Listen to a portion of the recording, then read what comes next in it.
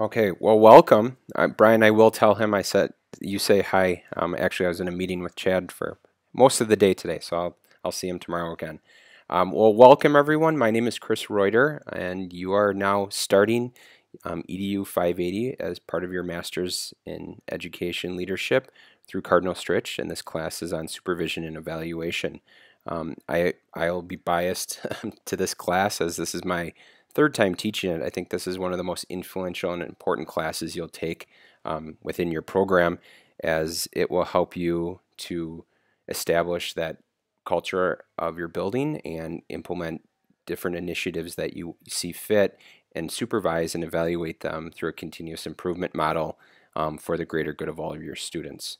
So tonight, I had mentioned early in the chat, and please feel free to put chat questions in at any time if you don't have a mic available. I can tell by a couple icons that some people are listening in and some people do have access to a mic. From the chat, I can tell that all of you know each other probably pretty well as you've embarked on this journey together. Tonight, I'd like to get you to know each of you a little bit better. I've seen your first assignment you submitted after Monday. And I've also read your bios, those of you that have updated bios. So I kind of know you from just those little things, but I like to get to know you a little more as we move forward tonight. And of course, we'll do introductions. Like I said, we'll review your course outcomes, and then I'll share with you my contact information, the best way to get a hold of me, whether it be by phone or email, and clarify any questions you might have at the end. So you will have a chance at the end to ask questions, and I'll answer as best I can. However, if questions do spur as I'm going through the presentation, please feel free to speak up either in the chat, or if you have a microphone, just state you have a question in the chat and I'll open your microphone up. So here we go. So I think that an important thing as a principal as you are finishing your coursework and looking to future work as a principal or administrator, you need to get to know your staff. Building relationships is extremely important and essential to building that collaborative culture within your school and your district. And so it's really important that as you meet your new staff, whether it be hires or people going into a new building, for me, I'm in my fourth year in Franklin as a principal. A little bit about myself. 2 years I was the associate principal at Forest Park Middle School, and then the last 2 years I have been the principal, so I'm actually going into my fifth year. I'm also the district's educator effectiveness coordinator, so I work with other principals to help align the Danielson framework and our SLO work to daily practice within buildings, as well as overseeing system specialists or effectiveness coaches and helping them work through educator effectiveness. Previous to being a principal, I was a teacher for 8 years in the Merton Community School District, and I taught 5th and 6th grade. From there, then I moved on to administration. So that's a little bit about me. I'll talk more later, but what I really want to know is in the next few minutes, each of you share with me what your passions are, what you love about your school, where you currently work, and what is an area of improvement that you think you need to focus on or continue to focus on, whether it be in your practice as a teacher or future practices as a principal through this coursework and future. So with that, do I have a volunteer to go first? Don't be shy. We're going to spend the next 8 weeks together, so.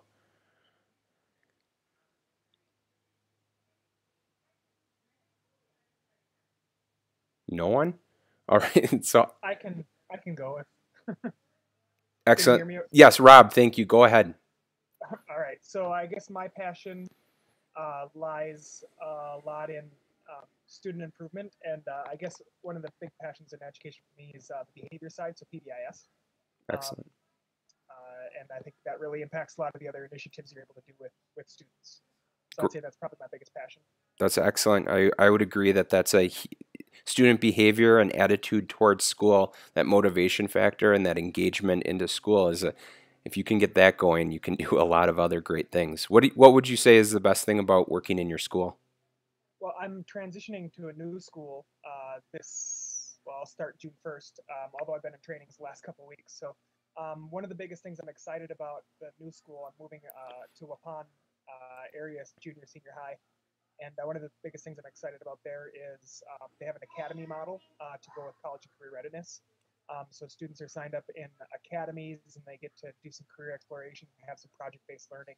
So I'm really excited to Wow. get involved in that and help see where they're at with that, but also improve that. Excellent. Sounds like a great opportunity not only for the students at that school, but yourself professionally to see things through that lens as well. What do you think, Rob, is something that you need to continue to improve on or you want to grow and learn, whether it be through this coursework or in your new role at your new school? I think one of the things, particularly in this course, is just learning some of the best methods for coaching. I think we all have our own, way that we like to be coached, but not everybody probably prefers that way. The way that we like to be coached. So kind of learning different models and how to work with different people that way. Like I said, I think I have a pretty good handle on it, but I that is from my perspective. I think I need to branch out and see how it is to work with people that with a different personality than myself. That's great, Rob. You'll learn that through this course, different approaches and models for different types of conversations, whether they're crucial conversations about performance or helping a teacher go from good to great. So you'll definitely have that covered in this class. I see Brian's got his hand up. He's ready to go. Thank you, Rob. Thank you. Yeah, so starting with passion, I started as a math teacher. I was a math teacher for about 9 years at the high school level and had a passion with technology back then. I went and got my instructional technology master's um, with really no intention of moving on to any higher role, just really wanted to start utilizing technology more in the classroom. I did get the opportunity to move into the tech coordinator role and now I really get to move on with that and help students use technology and give them the opportunity to use technology throughout the district and see how that can really change, change the classroom, change instruction, and really trying to give kids the best access and best opportunities to learn using that technology. So that's really become my passion. Excellent. So where do you think from Brian, and by the way, say hi to Tammy for me, and I'll say hi to Chad for you. Will Um, do. where do you see, where do you want to continue to grow and learn, Brian? Um, this course is really interesting to me, especially with all the EE stuff that's been hitting us over the last couple of years, and trying to find that balance between supporting our teachers and evaluating them. In a couple of the articles that we're reading about instructional leaders and trying to find out how can you be supportive and get in the classroom and help teachers. I think there's just kind of this stigma of when a principal comes into your classroom, they're there to evaluate you, and that's really hard to get past. So trying to find that balance between, yes, I'm going to evaluate you sometimes, but there are other times where I really want to come in and support you and help you grow. Good points. And I think you'll pull away from this course, Brian, the difference between supervision and evaluation, but how they coincide and work together. Thinking about it in the terms of grading, one is formative and one is summative. And I think we've got to erase some mental models, not only of our teachers, but of ourselves as leaders of what evaluation is and what is coaching and what we're leading you to that summative evaluation, because an observation is not necessarily an evaluation. It's data within a process towards that final evaluation. So we'll look deeper in that in this course. So hopefully your questions will be answered. Great. Thanks, Brian. I see Andrea, you joined us in the chat. I can tell you don't have a mic, it looks like, but you said your passion is curriculum based in lesson planning and design. Awesome. Those are all components of Danielson's Domain 1. So when we look at that, you'll be able to use your expertise. Could you share with us, Andrea, in the chat, what you're hoping to learn or need to improve on from this course or in professionalism in general?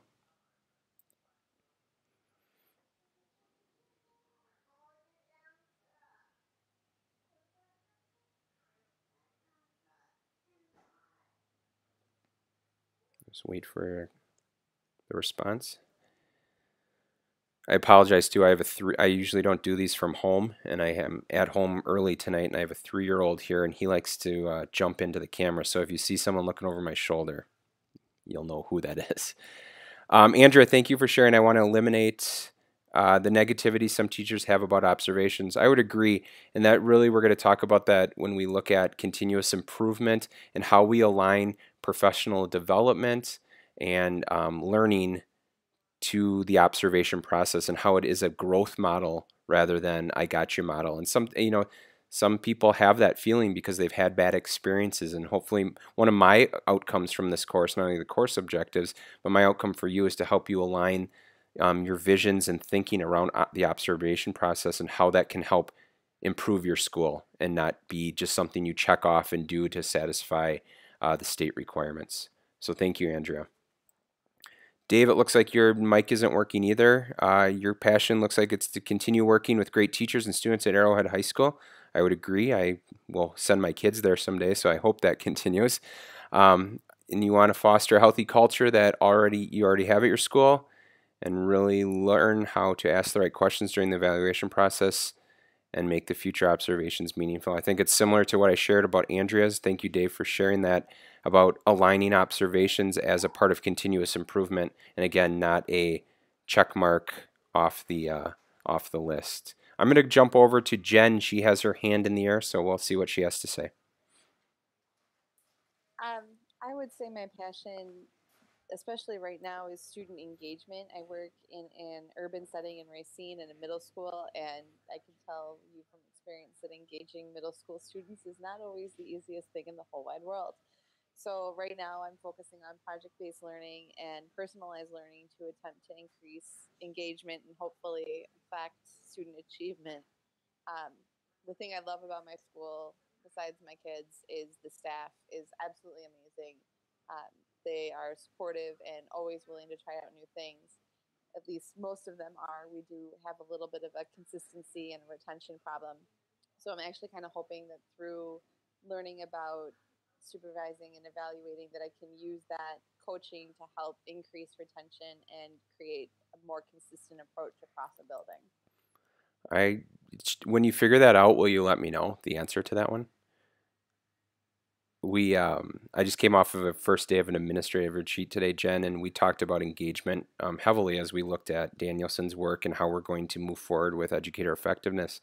And one of the things that's scary is we use the student Gallup poll in Franklin, and we measure grades 5 through 12 engagement and hope, and now I'm forgetting the third indicator, but student engagement nationwide from a 5th to 8th grade setting, so a middle school setting, is below 40% of schools that took this survey over the last 2 years. So that's something that I think no matter your setting you're in, and obviously some settings are more difficult than others, that's an area that we all can improve on. So thank you for sharing that, Jen. I'm going to jump back over to the chat because we have a bunch of people adding in some information. I'm going to look at Justin. You said your passion, student achievement, along with classroom instruction, curriculum, and best practice. All things that, sometimes we think of those as separate, isolated things from supervision and evaluation, but they play a hand in each for holding teachers not only accountable, but helping them grow within those areas of best practices. It sounds like you work in a school that you have a lot of leadership opportunities, and an area you'd like to improve is collaborating, sharing personal practice and coaching. And I agree, time is always a factor in going deep into something rather than looking at things surface level. So hopefully through this course you'll be able to look at the observation process and supervision and evaluation with deep meaning and tying that to professional development and continuous improvement. And Martika, I think I'm saying your name correctly. I know you teach right across the street from where I live at Merton Primary. You said that your passion is working with students who are low achieving, and the greatest thing about working at your school is the support I get from others. Say hi to Mary Shannon with me. She's a very good friend of mine, and I know that she's a support system at Merton Primary. And then, yes, you will be able to work with dealing with difficult conversations. I believe you guys talked about crucial conversations in previous coursework, and we'll really take that into effect here when we look at approaching difficult situations with staff, whether it be about performance or just professionalism. Let me see. I'm going to jump over. Drew, you have your hand up. Why don't you take the mic? Hi, it's Drew. Passion. I started as a history teacher at St. Anthony back when there was no high school, teaching 7th grade. about everything, wide variety of things, and just been passionate and being consistent in that school. There's been a lot of turnover, and then as the high school formed, I jumped in semester and helped to kind of bring some consistency and balance and some discipline, which then led to me becoming dean 2 years ago. So as dean, I've been working with the discipline, trying to institute some more positive systems to the school, but unfortunately, I have had to be the hammer more often than trying to be as positive. So looking at growth and what I can do in terms of teacher support, my last couple of years in the classroom, I was doing some standards-based grading, backwards design planning, and really pushing my kids for high expectations. I mean, kids dropped my elective class because they were afraid to write a 10-page paper, and these were seniors getting ready to graduate with the first class.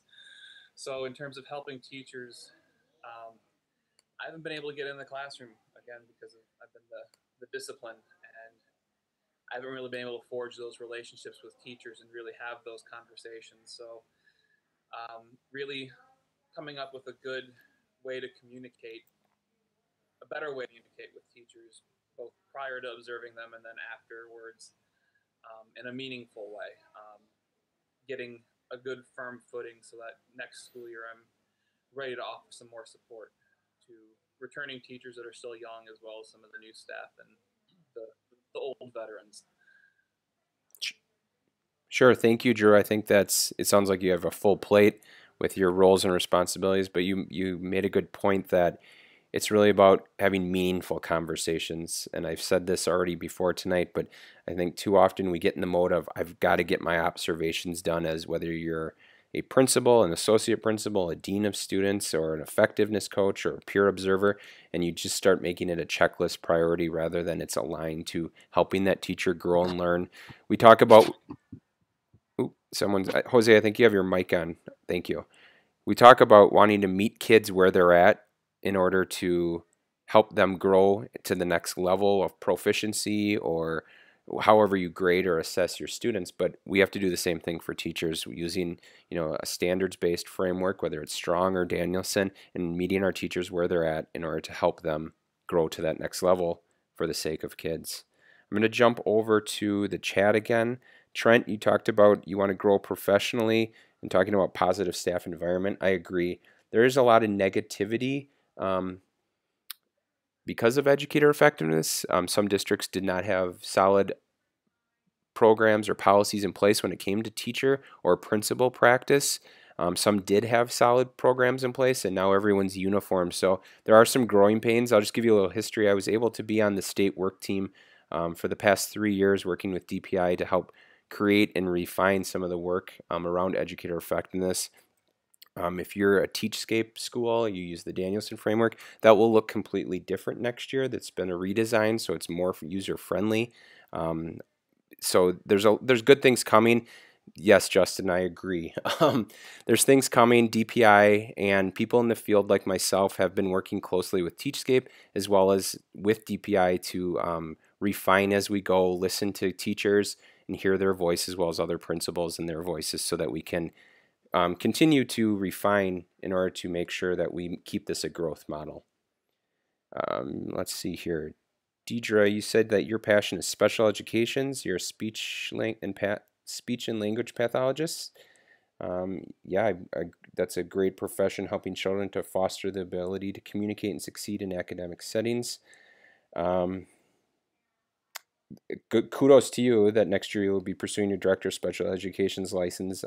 There are many that are needed. That's a position that is extremely important to the continuous improvement of any school district and a necessity.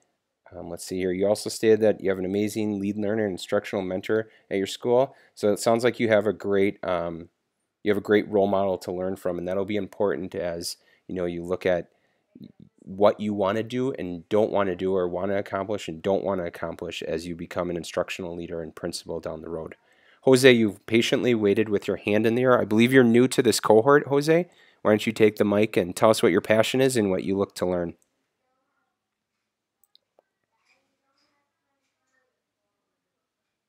Thank you. I was just trying to learn about the system. how to get access here and unmute it and mute the system. Sorry about the inconvenience. That's okay. I'm Jose Garcia, Elias Garcia. I'm a bilingual math teacher at South Division High School, which is predominantly multicultural school. Before South Division was in Atlas Advanced Language and Academic Studies High School, which was a very small school. Last year we merged with South Division to combine both and become one school. In our school, we have a lot of bilingual or English limited learner students. And so most of my students have poor proficiency in English. And so there is a lot of tension in the environment after the merge of the two schools. There's a lot of leaders who want to speak up, who want to step up and promote an effective bilingual department, but there's a lot of confrontations in the school among the bilingual staff. So I believe that a strong, productive leader put people first, and the best leaders serve other leaders. So a leader, any who wants to speak out, or a leader to focus, the focus cannot be on tests or mandate programs or fundings or lack of resources, but the focus must be mainly on students and teachers. So any effective school leader must first focus on personalizing the learning environment and promoting collaborative leadership to establish a school culture that is open to everyone, is passionate about improving curriculum, instruction, and effective assessment for our bilingual students. So the first should be the students, looking at the needs of the students, um, collaborate between each other to create an effective bilingual department. And also, I was the math department chair in the school. I don't think I will be this year, but because I have a lot of things going on. Yes. Thank you, Jose. I would agree completely that an effective leader is someone who puts students first, and by doing that, they build a culture with the other adults in the building in order to maintain that every decision is made based on student achievement and growth. At the same time, establishing a culture of teaching and learning not only for students but for teachers as well, and all support, whether it's your custodians, your educational assistants, your office staff. You're trying to grow everyone as that building leader. So hopefully, Jose, some takeaways from here. You'll get some strategies and understandings of how supervision and evaluation can help you achieve those goals as a leader. Sure. Thank you. You're welcome. So it looks, I think I got everyone. I'm just kind of going through my list here one last time. Please type in the text box if I didn't cover or you weren't able to speak up or I didn't read your chat. I'll give you about 10 seconds. Oh, Ariel, how are you? It looks like you only have a listening in. Ariel, were you able to type in the text box or in the chat what your passion is and what you look to learn and grow from this class?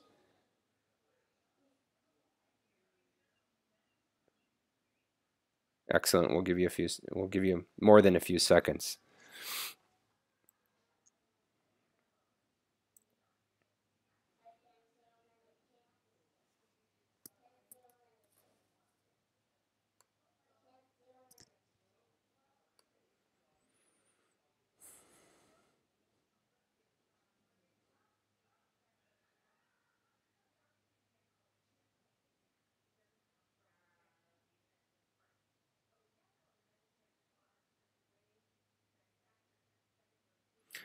If community building is your passion, you love working with people, you're in the right program and you're on the right career track because you'll work, as you know, with many people with many differing views, many differing personalities, but it's part of building a community. So if that's your passion, you've chosen the right field.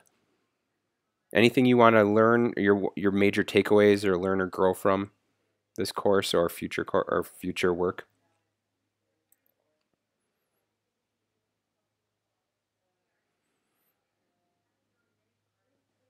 Good. Keep soaking this course. You need to be a sponge in. So thank you, Ariel. I appreciate your comments. I'm going to move forward, everyone. A little bit about me. My goal, and many of you stated this, is really building positive relationships. This is a picture right here of my school on the first day of school last year, and watching students walk in to the building every morning is really inspiring as a leader, to watch that I get to oversee and influence the lives of these children through being the instructional leader in my school and being a voice in my district for Franklin. Other things that, when it comes to building positive relationships, these are my two sons, Jackson and Ethan, and my wife Julie, who's a teacher in the Pewaukee School District. We are all for kids and with kids, as we're both public educators, but building relationships not only within our school setting but outside of school, and coming into contact with people and really helping people understand some of the struggles we're going through in public and private education right now, as well as some of the triumphs. And they're a great place to bring kids day in and day out. So that's who I am as a person, building positive relationships within my school and outside, and then impacting the lives of my students and the children that I come in contact with every day. These are kids from my school. They're all smiling, which is a good thing. But really forging relationships. It's one of those, the most rewarding part of this job is the last 2 weeks ago, we had our promotion ceremony for 8th grade on to high school, and kids walking across the stage and shaking my hand and my associate principal's hand and superintendent and school board members and getting their certificate. And a kid out of nowhere just comes and gives me a giant hug. Now, he did that to get a rise out of the audience, but at the same time, I want to think that he appreciated the 2 years he was at my school, and I had some influence on him. So this job is very rewarding, even on the days when you get those phone calls from people that hate you or are mad at you for a hard decision you had to make that was kid-centered. But at the end of the day, those instances, or going to a orchestra concert or on a spirit day where they dress like the principal, those are rewarding moments that are priceless. So that's the gushy part of tonight's presentation. Now we're to where you are in your journey. As you can see from the arrow, you're at 580 supervision and evaluation, and the home stretch is on its way before you are done and have your diploma and your license to be a principal and director of instruction. So that's just a visual to show you where you're at, looking at your school improvement plan, and how to incorporate the indicators for incorporation from this course into your school improvement plan.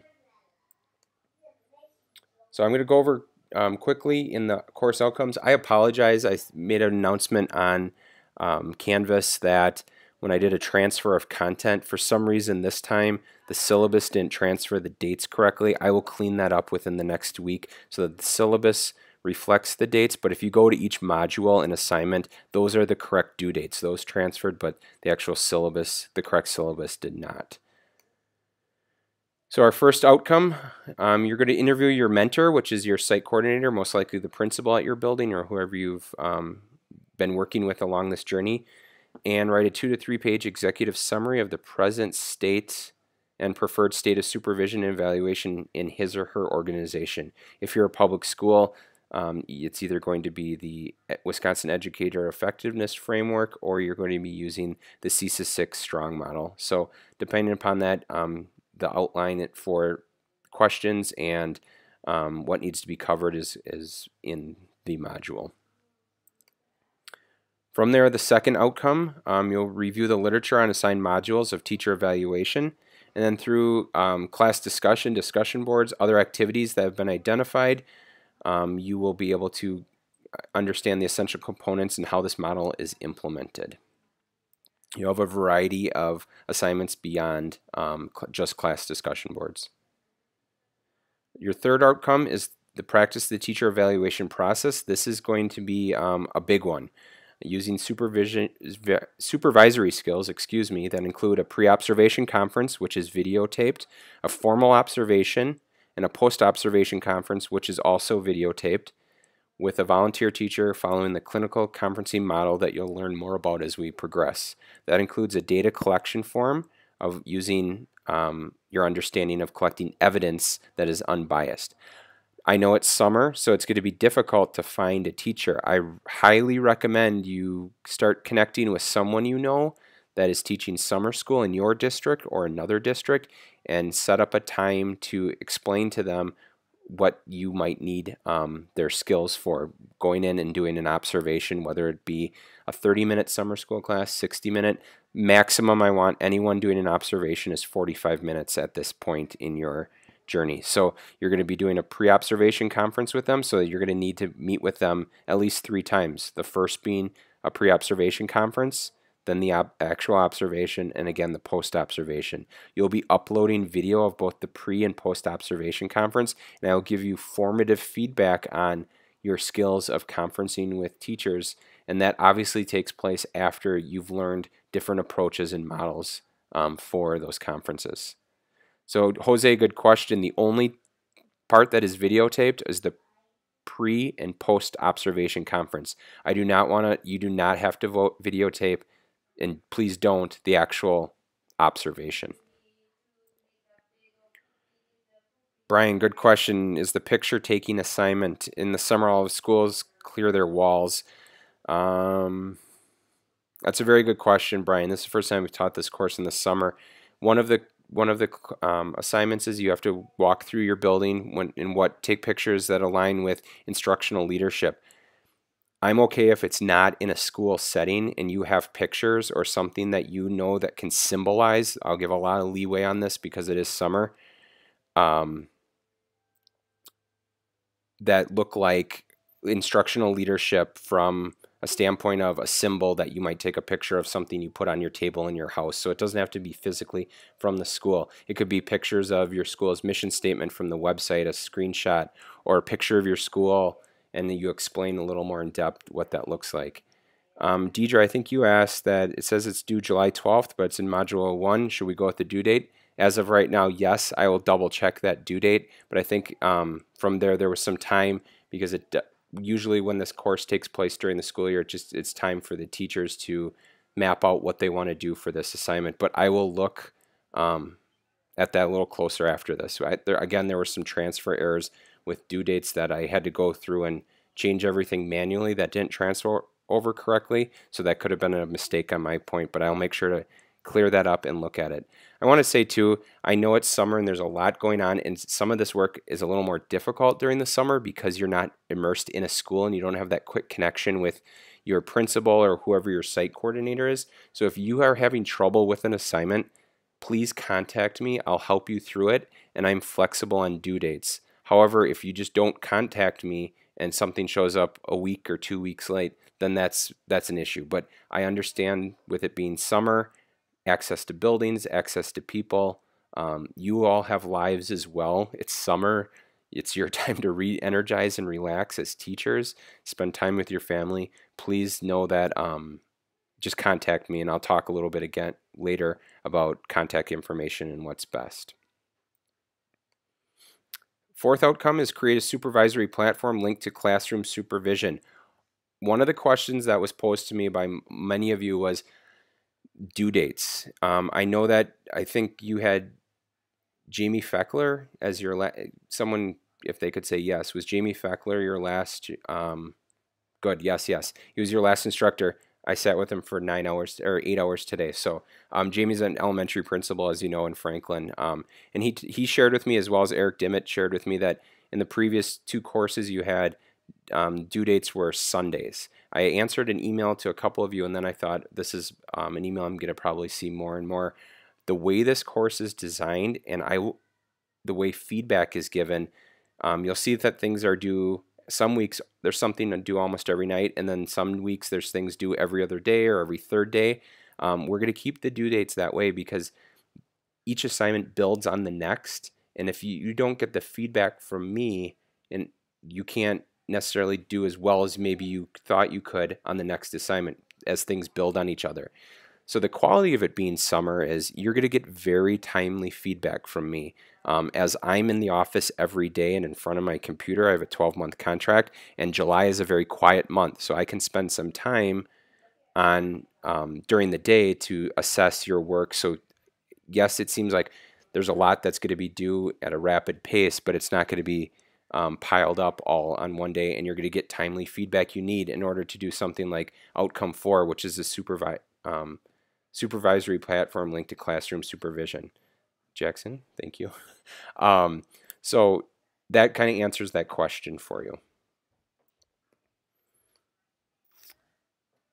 And then course outcome 5 is integrate supervision and evaluation into your school improvement action plan. Right now you might be thinking, how the heck does supervision and evaluation impact school improvement? As you go through this course, as I previously stated, you're going to see that alignment to continuous improvement, professional development, and overall outcomes, which are based on your school improvement plan or action plan. So it'll start to be clearer and help you frame how you want to be an instructional leader, because I really think that should be the title of a principal now, not principal. Principal is really that antiquated name of a manager, whereas an instructional leader is someone who helps the building grow, whether it be students, effectiveness coaches, or most importantly, teachers. So you'll see that hopefully clearly as we take this journey together. Here's a screenshot of the major assignments and descriptions. I just talked about the supervisory platform paper and comprehensive observation paper. Those are your two big heavy hitters. And you can see here are the assignments that will help you with those two papers. You're going to be pulling pieces from each of these assignments in order to accomplish these big heavy hitters that are major portions of your grade. So this is something good to refer back to. This recording of this session tonight will be posted after I download it to YouTube on the announcement page, so you'll be able to access it anytime. And I can take a screenshot of this piece right here and email it to everyone as well. Here's kind of your timeline looking at week 1, which we're in this week, all the way through week 8, and you can see the big pieces and when they're due. For instance, looking at the supervisory platform paper, you're technically working on it all 7 weeks, and it's due in the 8th week because, as I shared in that previous slide, assignments that you're working on will be different nuggets or tidbits that you'll include into that final paper. So again, one of the big takeaways tonight, make sure you connect with someone that you want to do your observation piece with. Yes, and Jen, I can take a screenshot of this as well for you. Another thing you want to do is, as I said, is connect with someone so you have that in place. They have to sign off a teacher that is allowing you to videotape them and observe them. So you're going to need to start working and thinking towards how you're going to make that happen, especially since it's summer months. Open office hours. The best way to reach me, many of you have emailed me already with questions through your Wolf mail. Here's my Franklin email address. You're more likely to get a more prompt response from me using my Franklin email because I have it connected to my phone. I'm in front of my computer all the time. I'll be able to connect with you at a faster rate through my Franklin account. And if there's an emergency or you do need some guidance you haven't heard from me, feel free to call me. This is my cell phone, or text me. It's not out of the ordinary. Obviously, I won't respond if I'm floating in my pool with my kids, but if I'm driving or whatever it might be, I will reach out to you. So please feel free to contact me. This is my job, is to make sure that you're successful and you learn from this course. So don't hesitate to ask when you're unsure. There have been a few questions already. There have been great questions. And hopefully, as I see if there's a pattern of questions, that's obviously my fault that I wasn't clear on expectations, and I will fix that and address everyone. One thing before we open it to Q&A, in week 5 you will be looking deeper at either the Strong framework or the Danielson framework. So during week 5 I will post a Google Doc where you can sign up to be in either of those groups. In the past, I've co-taught this course, and I have a strong background in the Danielson framework, but I've co-taught the last 2 cohorts with instructors who have had a strong background, so they would take on the Strong work and I would take on the Danielson work. I am familiar with the Strong work as a prerequisite for teaching this class. So as we get to that week 5 work and you analyze one of the frameworks, think about which one is most pertinent to you. Do you work in a district that is Danielson? That might be the most pertinent for you to join that group. If you're a Strong district, then that would make the most sense. Or maybe you work in a Danielson framework, but you want to learn more about Strong. Rather than analyzing both, this course makes you choose so that you don't have double the workload and understanding, and you can pinpoint um, your professional discretion on which framework you want to look at. So that's just something to look at in week 5. I'll have an announcement that'll talk about it a little further. So with that, I kept it under 40 minutes. All right, it is exactly 40 minutes. What questions do you have for me as we move forward through week 1 and on to week 7?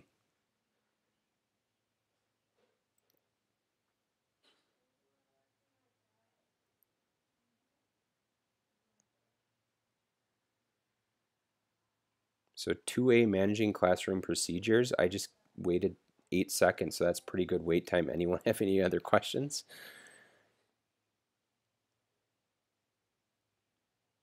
Great. You guys, I'm really excited. I say this with every group, but just reading your first assignments have been, you guys have some great insights. Jamie Feckler spoke very highly of this entire group with me today as we were talking, that you guys are a very forward-thinking group and really analyze the work. So I'm excited. As I said, I think I emailed with Jen last night or this morning. I said, not only am I excited to meet all of you and work with you, but I learned from you as well.